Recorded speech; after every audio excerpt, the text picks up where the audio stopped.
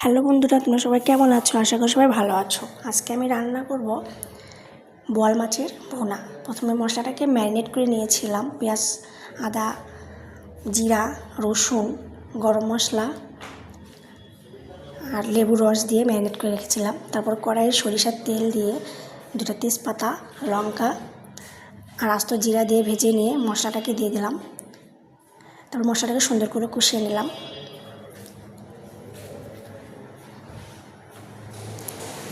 কষিয়ে নেওয়ার পর মাছটাকে দিয়ে দিব।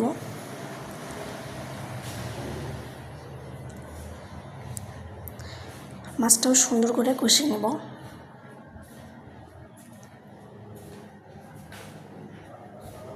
আর এই মাছটা আর কীভাবে রান্না করা যায় তোমরা আমাকে কমেন্ট করে জানাবে, আমি ট্রাই করব।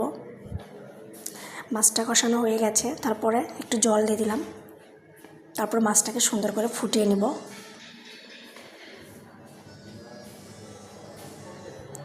ফুটিয়ে নেওয়ার পর